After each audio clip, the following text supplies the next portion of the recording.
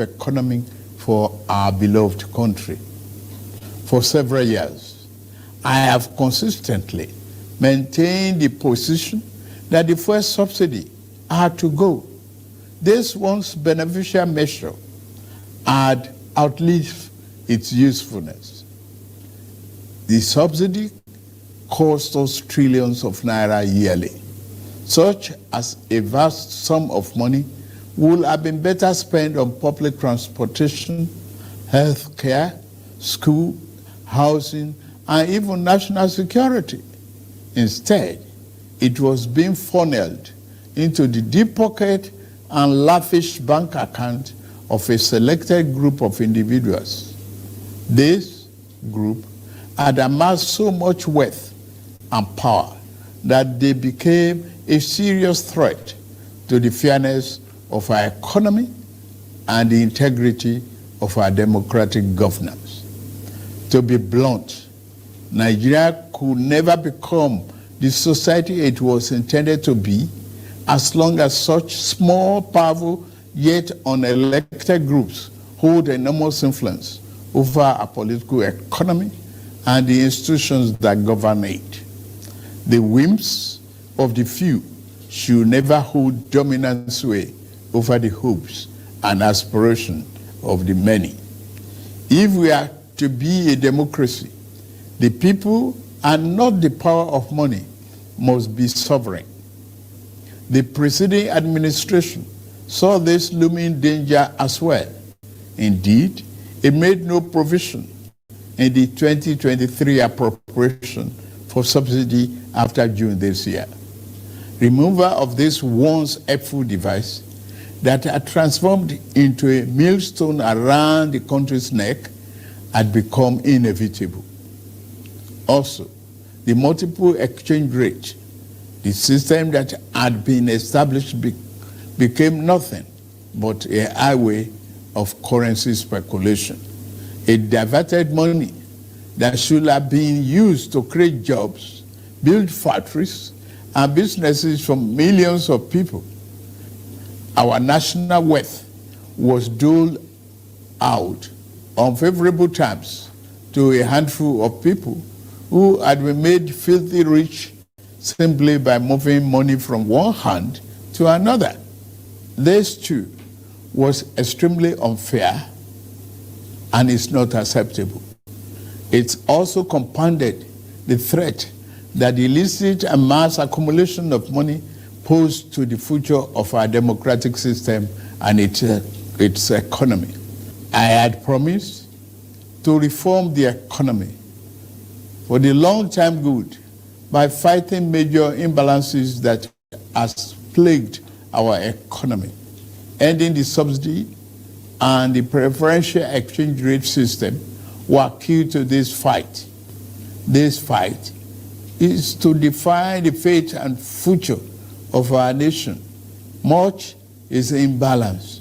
Thus, the effect in our economy immensely profited a tiny elite, the elite of the elite, you might call them. As we move to fight the flaws in the economy, the people who grow rich from them predictably will fight back through every means necessary. But we are ready. Our economy is going through a tough patch, and you are being hurt by it, I know. The cost of fuel has gone up. Food and other prices have followed it. Households and businesses struggling. Things seem anxious and uncertain. I understand the hardship you face. I wish there were other ways, but there is not. If there were, I would have taken that route, as I came here to help, not to hurt the people and the nation that I love so dearly. What I can offer in the immediate is to reduce the burden of current economic situation, which has imposed on all of us, most especially on businesses, the working class, and most vulnerable among us. Already, the federal government is working closely with states and local governments to implement interventions that will cushion the pains of our people across socio-economic brackets. Earlier this month, I signed 4 executive orders in keeping with my electoral promise to address unfriendly fiscal policies and multiple taxes that are stifling the business environment. These executive orders on suspension and deferred commencement of some taxes will provide the necessary buffers and headroom to businesses in manufacturing sector to continue to thrive and expand.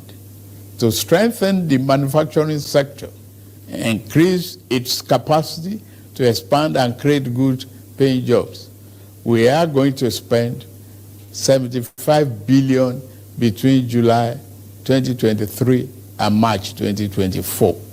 Our objective is to fund minimum of 75 enterprises with great potential to kickstart a sustainable economic growth, accelerated structural transformation, and improved productivity. Each of these 75 manufacturing enterprises will be able to access 1 billion credit at maximum of 9% per annum, with maximum of 60 months repayment for long-term loans and 12 months for working capital. Our administration recognizes the importance of micro, small, and medium-sized enterprises and the informal sector as the drivers of growth. We are going to energize this important sector with 125 billion. Out of the sum, we will spend 50 billion conditional grant to 1 million nano businesses between now and March 24. Our target is to give a minimum of 50,000 each to 1,300 nano businesses owners in each of the 774 local governments across the country. Ultimately, this program will further drive financial inclusion by onboarding beneficiaries into the formal banking system. In like manner, we will fund 100,000 MSMEs and startups with 75 billion. Under this scheme, each enterprise promoter will be able to get between 500,000 and 1 million at the maximum 9% interest per annum and repayment period of 36 months. To further ensure that food prices and the items remain affordable, we have had a multi-stakeholder engagement with various farmers and associations and the operators within the agricultural value chain. In short and in immediate terms, we will ensure stable food are available and affordable. To this end, I have ordered release of 200,000 metric tons of grains from strategic reserves to households across the 36 states and FCT. To moderate prices, we are also providing 225,000 metric tons of fertilizer, seeding, and other inputs to farmers who are committed to our food security agenda. Our plan to support cultivation of 500,000 hectares of farmland and all year-round farming practice remain on course. To be specific, 200 billion out of the 500 billion approved by the National Assembly will be disbursed as follows. Our administration will invest 50 billion each to cultivate 150,000 hectares of rice and maize. 50 billion each will also be earmarked to cultivate 100,000 hectares of wheat and cassava. This expansive agricultural program will be implemented targeting small farm holders and leveraging large-scale private sector players in the agri-business with strong performance record. In this regard, the expertise of developed financial institutions, commercial banks, and microfinance banks will be tapped to develop a viable and appropriate transaction structure for all stakeholders. Fellow Nigerians, I made a solemn pledge to work for you, how to improve your welfare and living conditions. It's of paramount importance to me, and it is the only thing that keeps me up day and night. It is in the light of this that I approved the infrastructure support for the states. This new infrastructure fund will enable states to intervene, to invest and reinvest in critical areas and bring relief to many of the pain points, as well as revamp our decaying healthcare and educational infrastructure. The fund will also bring improvement to rural access roads to ease the evacuation of farm produce to markets. With the fund, our state will become more competitive and on a stronger financial footing to deliver economic Nigeria.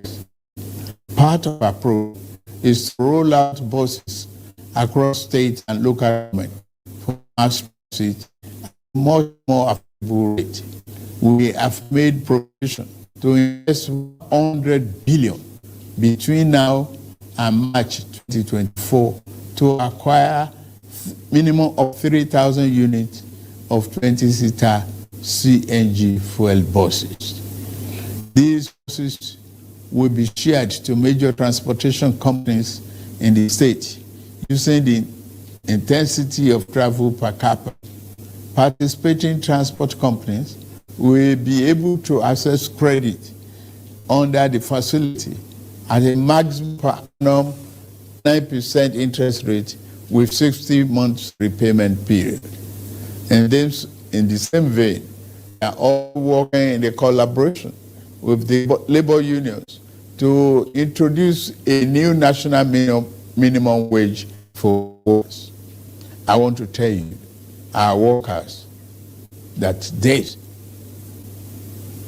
your salary review is coming. Once we agree on the minimum wage and general upward review, we will make budget provision for it for immediate implementation. I want to use this opportunity to salute many private employers in the organized private sector who have already implemented general salary review for employees. Fellow Nigerians, this period may be hard on us, and there is no doubt that it's tough on us. But I urge you all to look beyond the present temporary pains and aim at the larger picture. All our good and helpful plans are in the works. More importantly, I know that they will work. Sadly, there was an unavoidable lag between subsidy removal and these plans coming fully online. However, we are swiftly closing the time gap. I plead with you, please have faith in our ability to deliver and in our concern for your well-being. We will get out of this turbulence, and due to the measures we have taken, Nigeria will be better equipped and able to take advantage of the future that awaits her. And in a little over 2 months, we have saved over 1 trillion naira that would have been squandered on the unproductive fuel subsidy, which only benefited smugglers and fraudsters. That money will now be used more directly and more beneficially for you and your families. For example, We shall fulfill our promise to make education more affordable to all and provide loans to higher education students who may need them. No Nigerian student will have to abandon higher education because of lack of money. Our commitment is to promote the greatest good for the greatest number of our people. On principle, we shall never falter. We are also monitoring the effect of exchange rate and inflation on gasoline prices. If and when necessary, we will intervene. I assure you, my fellow countrymen and women, that we are exiting the darkness to enter a new and glorious dawn. Now, I must get back to work in order to make this vision come true. Thank you all for listening, and may God bless Federal Republic of Nigeria.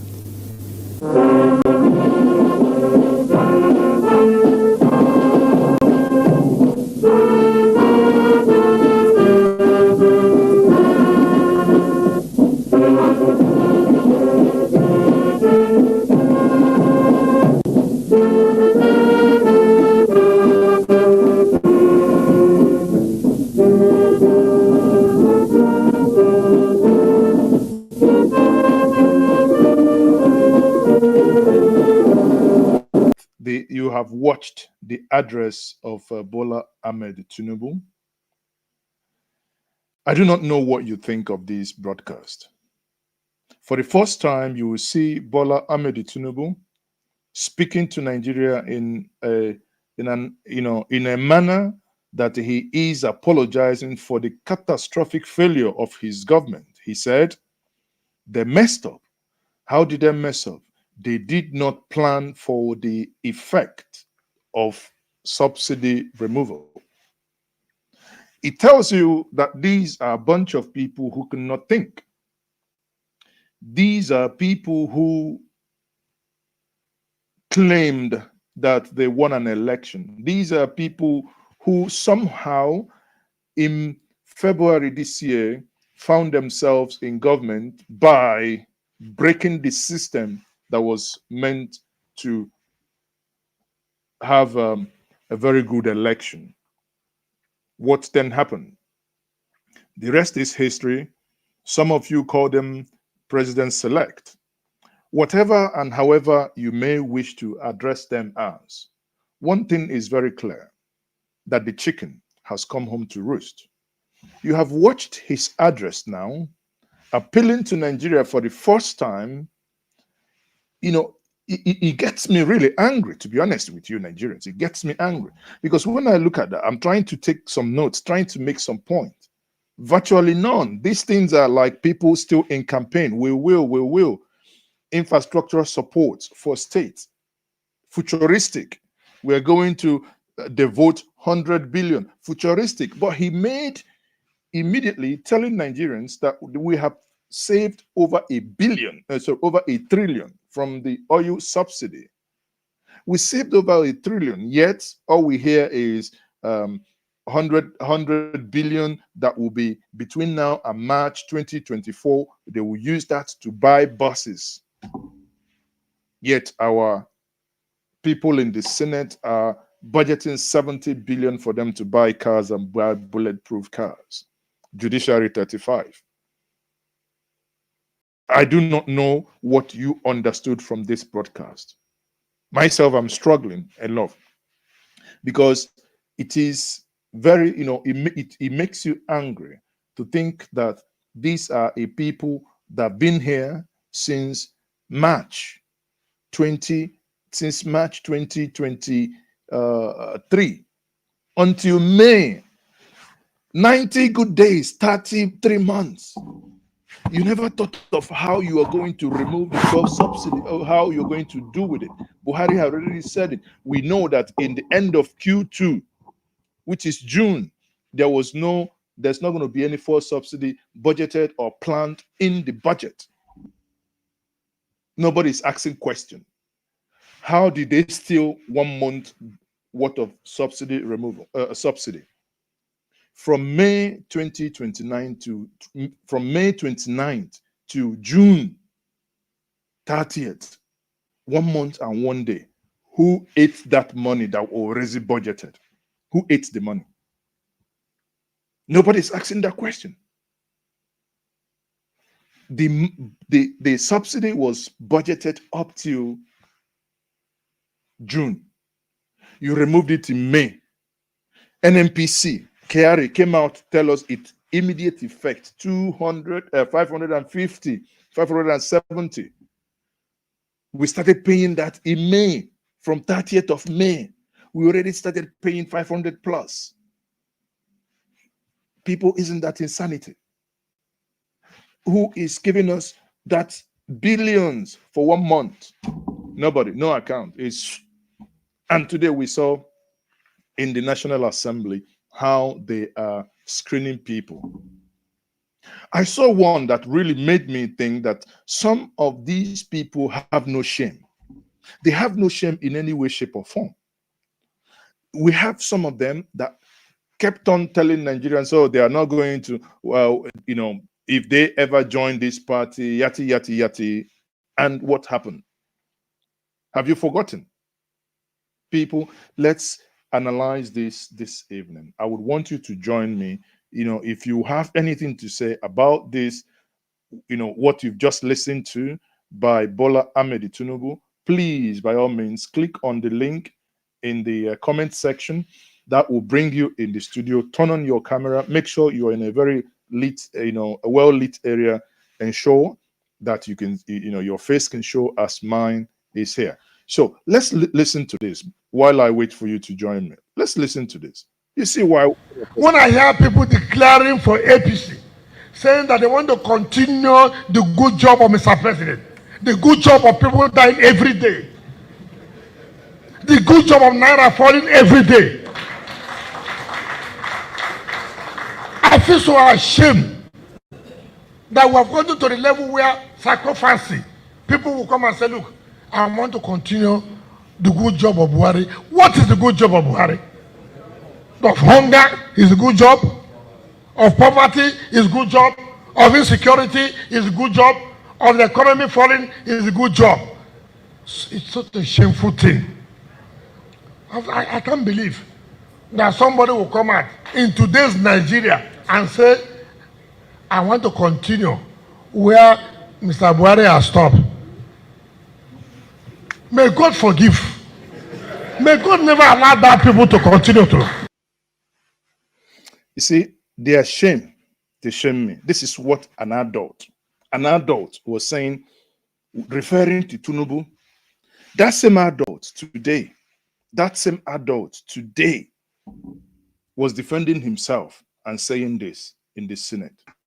I'm not committed to this job. And I thank Mr. President for nominating me.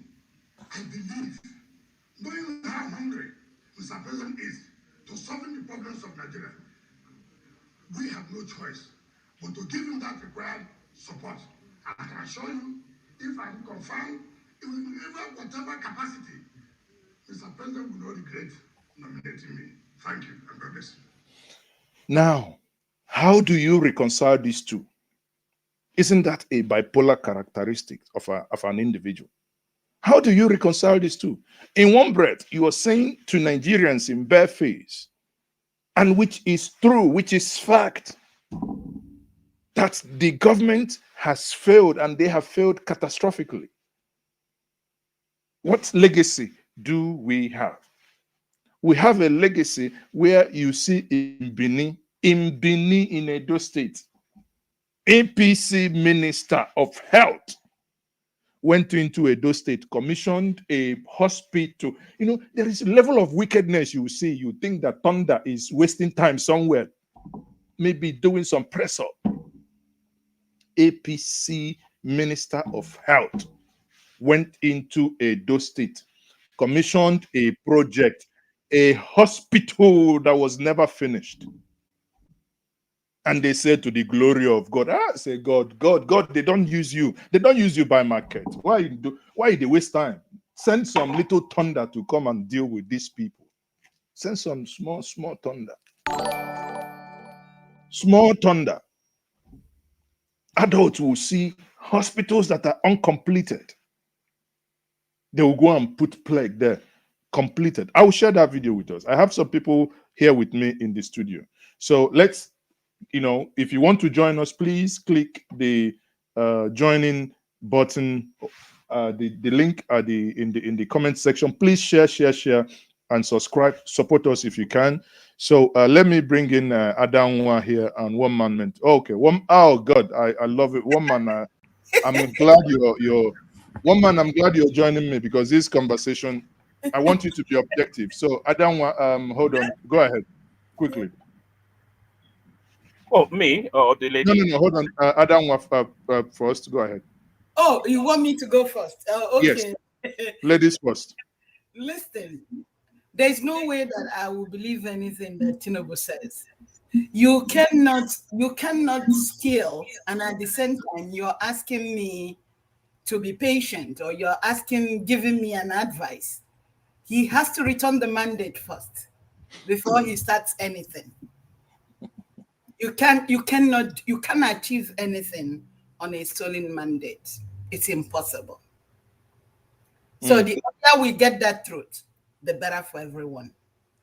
So yours is that he must first return the mandate. You have to, I'm just being but honest. Isn't that why you are in court? That's what I'm saying. That's why. Yeah, but governance has to happen while you are in court. But even if the governance is happening, nobody is listening, because you cannot all of a sudden start telling the truth. You can't. All your life, everything about your life has been false. So again, there was a question you asked. For him to do anything, you said, who has eaten the money since the June? He cannot. He knows the people that have taken the money, but he cannot. He actually said it here. Sorry, in his speech, he actually said that these are only few individuals who are stealing this money. Okay, then, and nobody is telling us, can we have these individuals? But he can't. He can't. How can you do that? Don't worry. Let me bring in Spider-Man. Let me bring in Spider-Man. One man went to the mall. Yes. Spider-Man. Mall. You are muted. One man went to the mall. Sorry, Spider-Man. That's a Superman logo. Okay, you did not misspend your youth like the rest of us. Yes, I had. I misspent my youth. We are in Agbado farm. So all right. Okay. So good to be here. Nakwana and all that. Are you still railing and riling against the Tinubu administration? No, I'm not. I'm just. Okay. Let's stay within the realm of his speech this evening. Right. You watched it? Yes, in fact, I streamed it even. But yes, it was a much needed speech. The one thing that we should all, I think, let's start with something that is not controversial. Okay. He necessarily had to have that broadcast. I think we all can agree on that, because there has to be a conversation between governance and the governed, which we never had under the Buhari administration. So the fact that... But that's not a conversation. Sorry, that's not a conversation. You see, if you ask me what Nigerians needed today, was a media chart. A media chart? A media chart in place of this broadcast today. That's what Nigerians would have. If I were to be the president, this marks today exactly, actually yesterday, marks my 60 days, that's 2 months in office. Today would have been a good day to have a media chart. I mean, you can go on. That's if I were to be the president. That's not the tradition anyway. The tradition usually is 100 days. It's usually the 100-day mark, at least in Nigeria, that they then audit the performance. But yes, a media chart would have been ideal, but a national broadcast somewhat suffices given the circumstances. So it wasn't necessary, because he has fleshed out positions and acknowledged situations, and then he has functionaries to expand on that within the media space. But really, that address, I thought it was something that, in fact, I had anticipated that he would this week, and I wasn't surprised that he has. So now the content of the broadcast itself, it spoke directly to where Nigerians are, acknowledging the pain that is currently afflicting the citizens at the moment, describing what led to those pains, and then offering what then the pathway to out of it is. So all of that was wrapped in that broadcast. And also, he went on to tell that necessarily the country has to go through a pain period for us to pivot from where we were, which is heading to a cul-de-sac, to head to redirect to a brighter future. I think everybody knew, whoever the president is at this day in time, the country necessarily where we were, we have to go through a pain period in order to pivot and redirect. So I don't think that comes as news to anybody. Everybody knew we had to go through a pain period. But now that that pain period is what we're going through now, I'm not sure what people are. But would you agree with me that there was a very colossal mismanagement of the pain? In what form? That he had 90 days before he was sworn in to have planned for what the palliative they are now creating to go between now, which I found really nice, that they are planning between now and March 2024 for this palliative to roll it out. That 90 days window was more than enough. The moment you remove it, you hit the ground running the first day. People should have known where they stood. Don't you think? Even he agreed that there were some errors made and delays in bringing these palliatives. Don't you agree with him? Well, not necessarily. Could have, should have, would have. So that's all hindsight stuff, isn't it? Could have, should have, would have. There is no governance on this planet that's not taking positions that then they have to make necessary adjustments for the realities of it. So that is what is going on now. So the broader spectrum of it, the broad strokes of it is the steps taken are steps that had to be taken, and then the what Nigerians are going through now are things that Nigerians necessarily have to go through. There's going to be a pain period. There's going to be a lifestyle adaptation to new dynamic economic realities, and then the government has to make ameliorations in order to cushion where the pain pressures are, and that is what is going on. So there's nothing new or magical. There's no missteps being made. There was nothing that is unpredictable in what the situation is now. Could have, should have, would have, yes, all of that. But where we are now was fairly predictable. We all knew it was coming. Nobody can pretend they didn't know. So where do you now? This has happened. He has made this broadcast today. Be honest. Why do you think he chose today to make this broadcast? I think it's the feedback of the hardship that the people are going through. And as I said, the people knew that there was some form of hardship coming, whoever the government was. But the pain that the people are going through, the people needed that pain acknowledged. And they needed to hear from their leadership that there is light at the end of the tunnel. So all of the feedbacks, and what it's telling you is that just within the 2 months of this removal of things, they have harvested just a vast amount of money, which is to tell you that the monies that was going to corruption is now being harvested back into the greater good. So for that money now to impact on the people, even in the most immediate term, it's still going to take a period of time. So what it's telling you is that chasm between the change and the light at that end of the tunnel is as short a period as they can condense it, but it's asking you to bear with him as it takes you on that journey, and that is what he said. Okay, so Adam, do you agree with that? I totally do not agree at all. At all. So why don't you agree with that?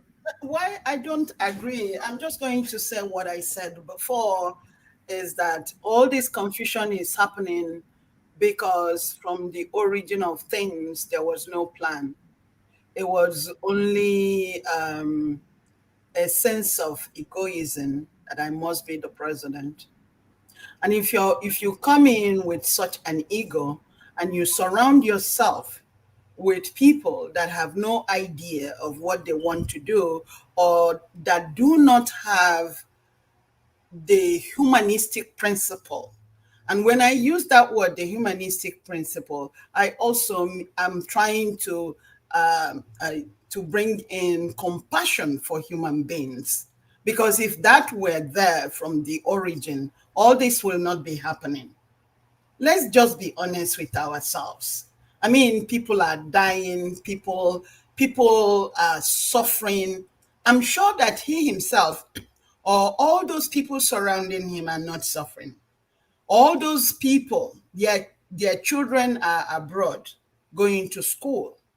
None of them is suffering.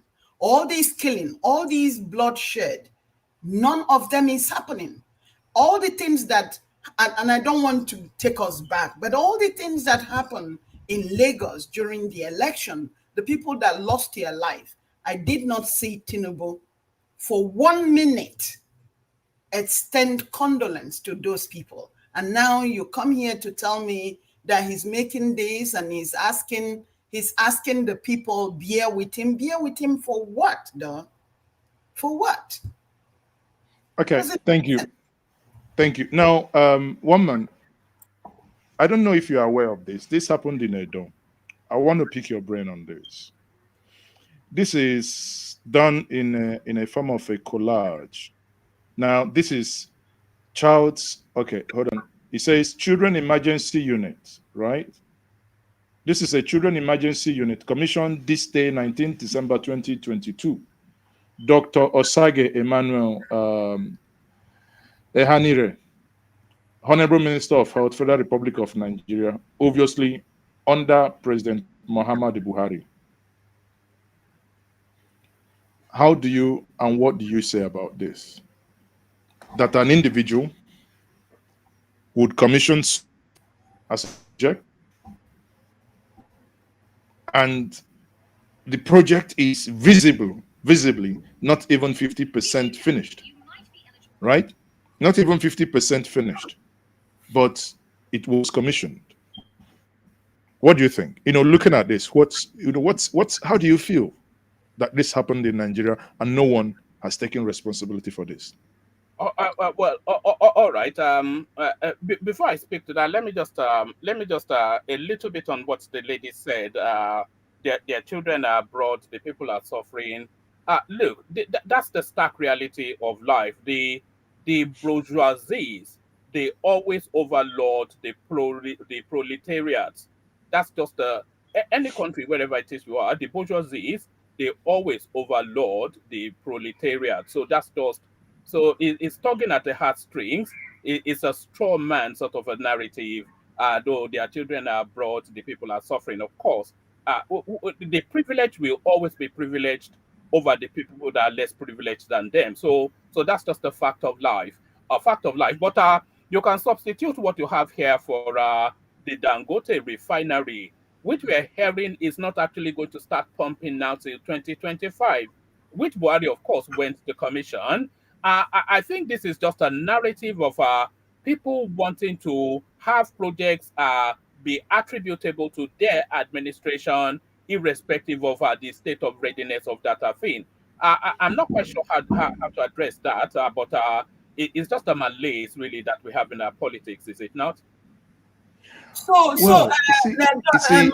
bring that down here. But before I do, watching that video, looking at those clips, looking at the incompleteness of that project, and someone would have the infantry to do that. Obviously, you hit the nail on the head. They say the fish rots from the head.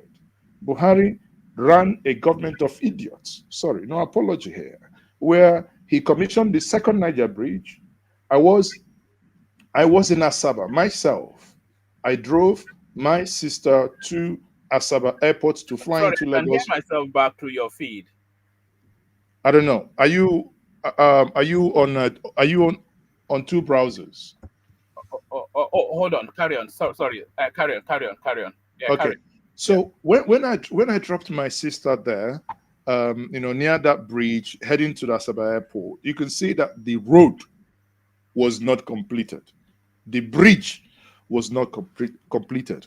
2 days later, the president commissioned it, which was a scam. Now, the second Niger bridge was commissioned. It's still not completed, not in use. That is an evidence. Secondly, you alluded to the Dangote refinery, not completed, produced zero. 8 years, a man who promised that his government was going to build one refinery every year was incapable of even fixing a single refinery. Ran every functional one aground as the Minister of Petroleum. Ended up doing zilch. You see this hospital, they say monkey see, monkey do. Like Papa, like Peking. Their head was rotten in the things he acted upon. Why wouldn't every other person do the same? Well, I don't know.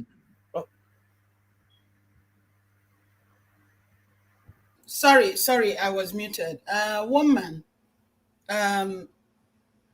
thank you for saying that the children of the privileged, that's why they are privileged. It's okay if you have money and you want to send your children to wherever, but when you're using a community fund, this is all our money. They didn't become privileged because their father was working hard. It's all our collective money. I'm just going to throw that out there. I'm not envy of anybody that the father has money and they had to go to the moon. That's you. I know that all the fingers are not equal. But you know, when you oppress another human being to do what you are doing, okay, like this picture that we are looking at, that's supposed to be children's hospital and kids are dying. My question to you, woman, is, okay, I'm glad that Master Njenje has brought up Dangote. Why wouldn't Tinubu, if he's being honest with himself, ask Buhari or bring Buhari to book for what he did? United States is crucifying Donald Trump for all the things that he did. They are also persecuting Biden's son for all the things that he did. So why wouldn't Tinubu stand tall? He wouldn't be able to do it because he's part of it. I'll say two words to you, Jim or Bazier. I'll say those words, Jim or Bazier. Yes. Do you want me to expand on that?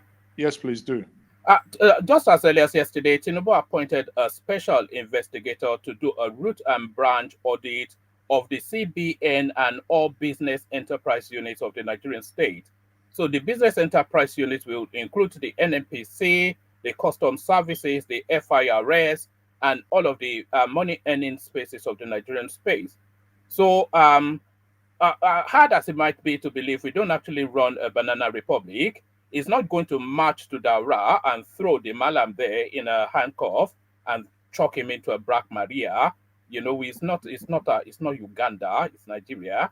So what it can do is to establish what has gone wrong first, which we all know a lot has gone wrong, and the process. And I want you to look up that name, by the way, JIM. That's Jim, and it's OBAZEE. So that's the special investigator that's going to do a root and branch investigation of all of the lootings that took place under the Buhari administration, which I think, and is invited to take immediate possession of that brief and report weekly to the presidency. So there has to be an investigation and auditing first to establish facts before you then go and boot the Daura man into a Black Maria. Okay, woman, I hear what you're saying, but on the other side of it, he was able to do the same thing you're saying that he's not going to do to the Daura man, to Emefiele. And now that you're telling me that he has appointed somebody to investigate, starting from the CBN, is he being vindictive or he's being honest with himself? I will watch. So sorry. I just want to bring to woman's attention. Is he aware? Woman, have you seen this video before? Nobody should ask me to come and give any evidence in any court. Otherwise, whoever it is, he will be in trouble. So what's yes? just opposing that to what you said earlier. So what's your take? I've seen you play that before. You know, I've often invited on these sort of platforms that you have to have context to that little mini clip. You know, because there's a preceding build up and a succeeding build up to usually the narrowness of a clip that people play on these sort of platforms. What Buhari was actually speaking to there was that if he's invited to give evidence, he will give all of the fullness of the evidence that he can give. And anybody that is caught up in that in the We'll be in evidence that trouble. he can give, yeah, will be in trouble.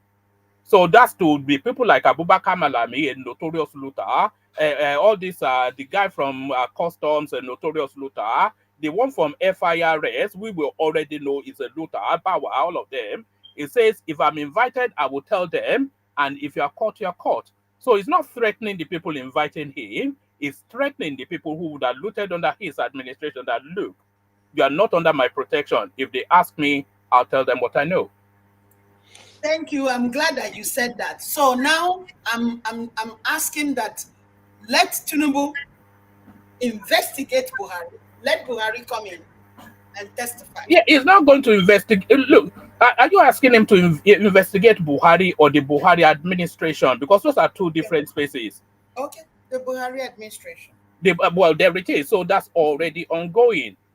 That's already ongoing. And do you have confidence? Do you have confidence that he will be justice will be done and the administration will be investigated? Do you have that confidence, honestly? I wouldn't say confidence, but hope. I am hopeful that at least some scapegoating will take place. At least some high-profile persons that they will be made examples of, just to make the example that there is no sacred cows within the Nigerian space. I am hopeful that because you can't get the entirety.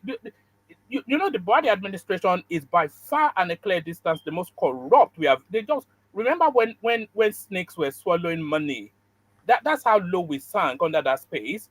So it was just the worst of everything we've ever had. So you can't catch all of them, but if you can get 3 to 5, maybe 10 of them, so high-profile names, and make a real example of them, I think that will satiate what the Nigerians are after. That there is no sacred cows, no persons above the law. One man, I don't think also that we should only eliminate it to the people that swallowed the money. But what about people that spilled blood? People like Erufai, who is now going to be part of your minister. He should be investigated too. Which blood did Erufai spill? Oh, please go back and then investigate. Anyway, let's stick with facts that are verifiable here. But I think when you look at the when you look at the president's speech, you think that speech that you've listened to, which you said you also broadcasted this evening, you think that it's a speech of hope, or do you think, like myself, my thought is that that is a speech to avoid the planned actions for in 2 days' time, right? Do you think that that is actually something that elucidates or it kind of gives hope to the poor? I think it speaks to all of those spaces that you mentioned and more. I think it's to preempt that because I'm sure you're aware they were in negotiations with the Labour Congress, and the Labour Congress at the last meeting, they walked out. Maybe not so much from the details of the negotiations, but they felt they were badly treated and all that. So they're in negotiations with the Labour space to find what ameliorations are for the people and all that. So that's ongoing. And then there's an undercurrent of threats. I think the Labour Congress have actually booked a date for that public outrage or whatever it is that they are intended to do. So they're trying to preempt that as well. But the atmosphere in the country is so charged up that the people need to hear directly from a space of seniority, an acknowledgement first of the situation, and then a way out of it. And I think that's what he was trying to do, to give hope to the people so that they stay with him. And do you think he achieved that this evening, honestly? I don't think I don't think he got the language right. I think he needed to make the language a lot more pedestrian and less elitist. He did say he started off saying it wasn't going to be elitist, but the language was somewhat elitist, somewhat. And I'm not sure that the Sorry, party, were you then, if you said the language was elitist, were you expecting me to speak in vernacular, in pidgin? not in vernacular, but to pedestrianize the language somewhat and not use all these economic acronyms and all of these, intended to confuse you jargons and all of these isms and wisms and all of that sort of stuff. Okay. So we have Festus Osaifo here joining us, but it's, if I get you correctly, you said that Tinubu wanted to elucidate and he did. Today, I want to declare without equivocation. So he You wanted, and your cheap little tricks, huh? so he wanted to equivocate, and from your point of view, he didn't actually equivocate properly. So Festus, welcome. Hello. What do you think of the broadcast from the Bola Tinubu? I think first of all, being a Yoruba person, being a Yoruba guy, a lot of my Yoruba friends are equal in this same space where they feel like Tinubu shouldn't even be the president at this point in time. So whatever the guy says, I don't think the guy is coherent and not actually pressing charges on Buhari. I don't think it's going to, because, can you hear me?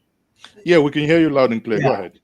I mean, there's just it's Nigeria seems to run on a classist mindset. There's the elite and then there's the peasants or working class. So I don't think he can say whatever Jewish wants to say, but I just feel like Nigeria is just on the brink of collapse. That's just the talk of town these days. So I don't put any emphasis on what Tinubu says. The guy is just, I mean, look at his ministers, the list of his ministers. It's so incoherent how to put El Rufai as a minister and a few other guys he has there. So the country is just pushing on the brink of collapse. That's just what I can say.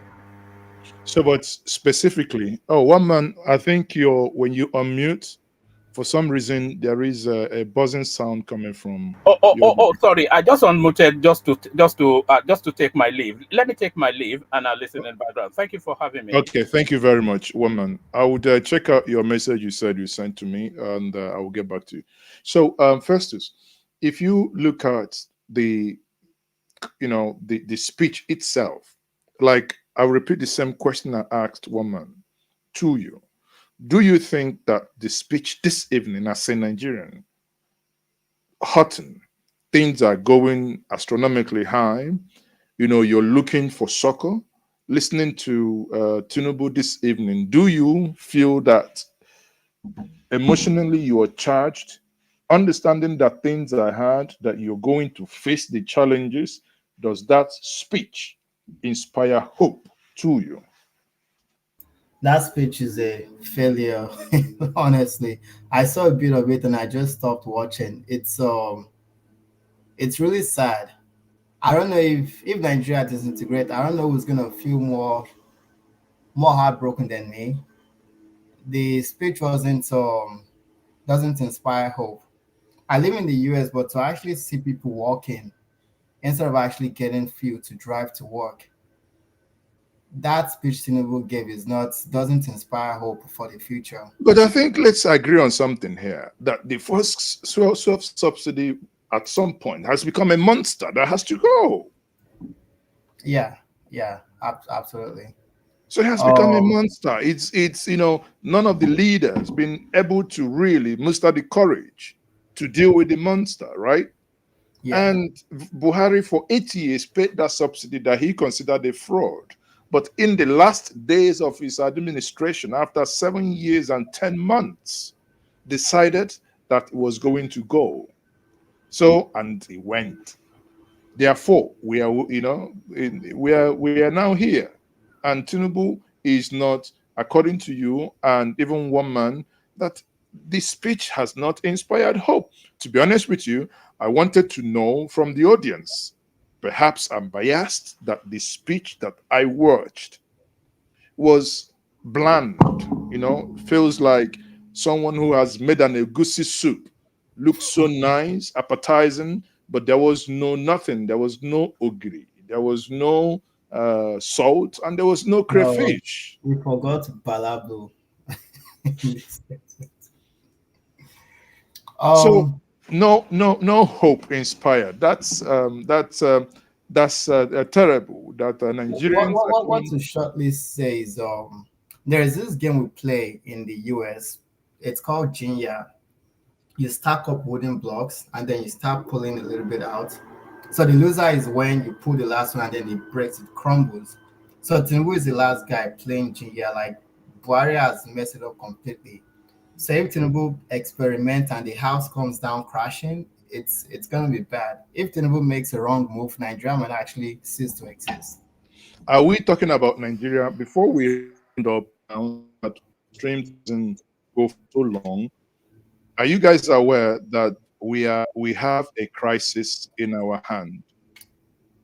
We have a crisis. The crisis in Niger Republic is developing faster than many of us can even think. Today, the ECOWAS sub-region is threatening to go in there and return democracy by force. And the consequences is if that happens, the region will be thrown into turmoil. We have about 330,000 Nigeria who are displaced by Boko Haram living in Niger. Now imagine where uncontrolled, these and more comes into Nigeria. We begin to, it's scary when you think about these things. And this evening, the new head of state of Burkina Faso actually thrown his weight to the regime in Niger. The complexity is getting, the whole thing is getting complex now. Burkina Faso is thrown their weight.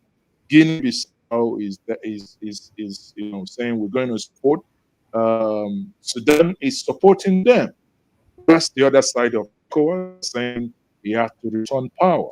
Nigeria, it's somewhat, especially Tinubu, scared that we do have a repeat of 1965, 63, 64, eventually that came into Nigeria January 15th, 1966. So do you think that ECOWAS, led by Nigeria, is going to go into quote unquote war with Niger? What's your take? Do you believe it's happened? Festus? Yeah, I can't rule anything out if Nigeria leads ECOWAS for going there. What I can say is, do we have the money? Whose money are we using? And who's bidding? Are we doing France bidding to go in there? That's another question we should ask, because I've seen some of the coup plotters from Niger actually trying some of the, I think the finance minister who actually looted the country, calling him to, I guess bring the money back or whatnot. And Nigeria is just not in no place to get into that, because we have our own mess at home that we need to clean first. So I wouldn't know why Tinubu is championing this, oust this new military regime when we have to clean our own house. But there is this belief, from some quarters in Nigeria, there is this belief from some quarters that the reason why that is happening, Tinubu now travels to two countries. He travels to France and he travels to United Kingdom. And it appears these two countries have stronghold on him to lead this. And you can see here, Burkina Faso head of state backs the coup in Niger Republic, offers support. It appears the Russians are giving them backing and support. So we are looking at something really big happening. Some Nigerians are already shouting, please, Nigeria should let them be, let them breathe. Nigerians are now shouting on Twitter and on Facebook, please, we do not want to get involved, let them breathe. And if that happens, we are going to have something like this because this is where we are actually headed now. When you look at these things, when you look at this photo, for instance, it's scary. You look at the red. The red are where you have military, government here. You have in Guinea, you have in Mali, you have in Niger, you have in Chad, and you have in Sudan. All these nations are on Sorry, I top have of to go Nigeria. now. Thank you Yeah, very much. thank you. It was So nice. thank you very much. Yeah. Thank you. Bye.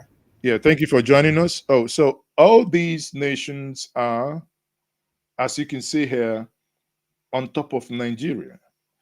It appears as a result of this, Nigeria is indeed getting worried.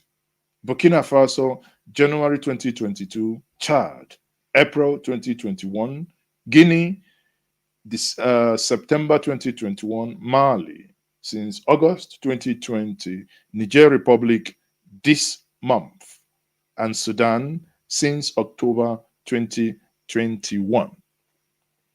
What do you think?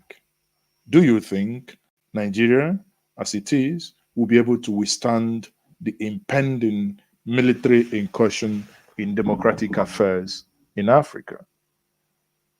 Let's discuss that. And for you to join us, if you have any opinion, if you have your thoughts and you want to share that with us, you can join us here in the studio virtually. You can see now the link for you to join. Click on it. We will bring you to the studio. Now, let me bring back our sister here. What do you think, sister? Do you think that these military coup that we have around Africa and specifically Niger, that may spell doom for Nigeria and the ECOWAS sub-region at large? Going to spell doom, and from what I just said earlier, if Tinubu knew exactly what he's doing, if he's in that seat with the right mind, he would have used a different approach.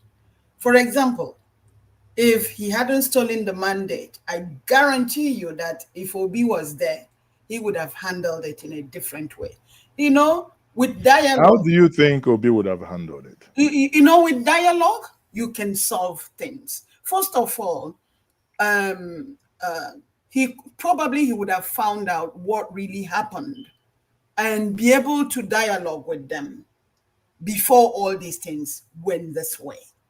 But again, remember during our election in February, all these other countries were looking at us. They were looking at us and people were talking.